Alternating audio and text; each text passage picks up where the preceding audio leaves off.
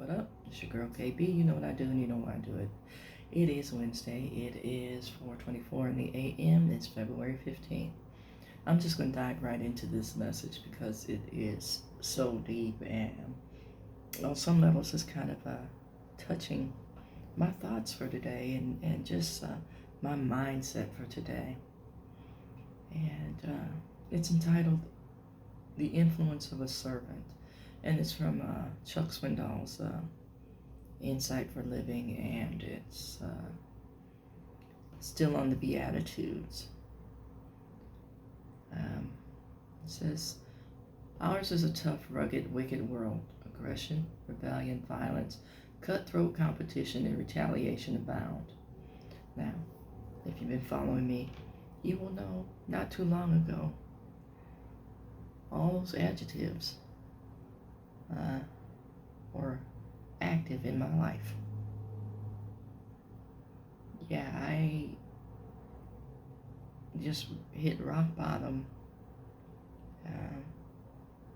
as I watched my mom go from, vital as you could be at 83 to death. And it was in such a small window of time, and I'm grateful for that because she didn't suffer. Amen. Or didn't suffer to my knowledge. Let me just keep going.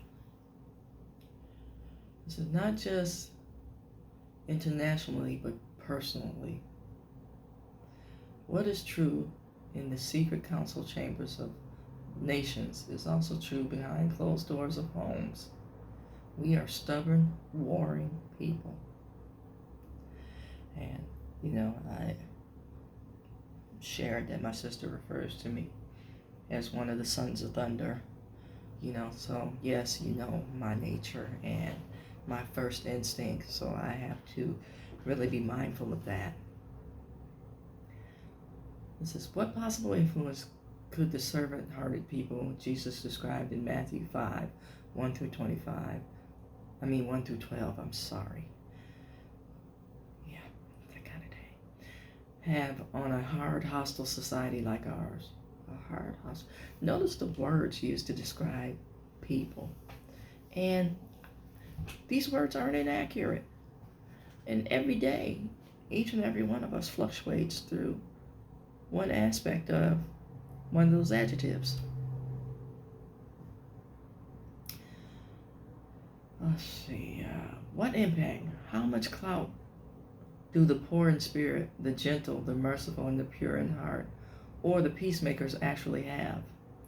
Such feeble-sounding virtues seem about as influential as pillow fighting in a nuclear war. Now there's a visual for you. Especially when the odds are stacked against us. Servants of Jesus Christ will always be in the minority, a small remnant surrounded by a strong-minded majority with their fists clenched. Can our presence do much good? Isn't it pretty much a wasted effort? For me, no. Jesus, the one who first painted the servant's portrait, did not share the skepticism, but neither did he deny the battle. I don't go looking for a fight, but I ain't gonna run from one. That's how I live, y'all. Don't forget the final touches he put on that inspired canvas. Remember these words. They make it clear that society is a combat zone, not a vacation spot. Blessed are those who have been persecuted for the sake of righteousness, for theirs is the kingdom of heaven. Blessed are you when people insult you and persecute you, and falsely say all kinds of evil against you because of me. Rejoice and be glad, for your reward is in heaven. For your reward in heaven is great. For in the same way they persecuted the prophets who were before you. That's Matthew 5, 10 through 12.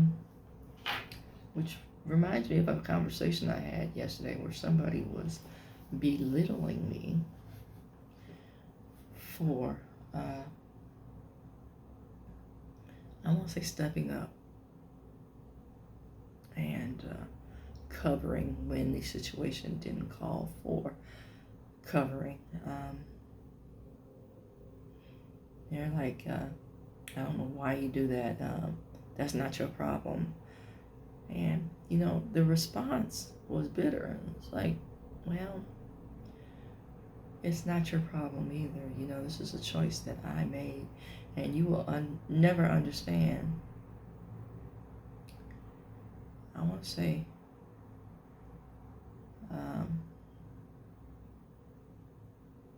humility, as long as you're thinking that somebody owes you something or you don't owe anybody anything. We all make this work. Now, if everybody's hostile, it doesn't work. There's always an undercurrent, or undertow that's pulling people. People start to look like buoys. They're bobbing up and down because it's my turn to be pulled under. I'm going to be grumpy today. And it just looks ugly.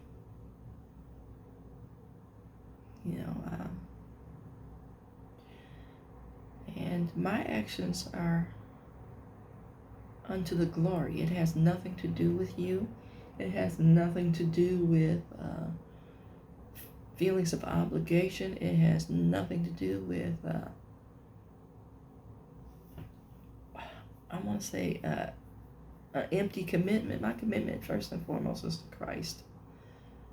And if I am anything, it's because He is. Amen. So I'm not holding grudges and setting lines in the sand and, I'm only going to do this. And that's what happened. That's the kind of level of disobedience that kept folks in the desert. I don't know about you, but I want to be near a fire with some food, some water, and love. That's just where I am today.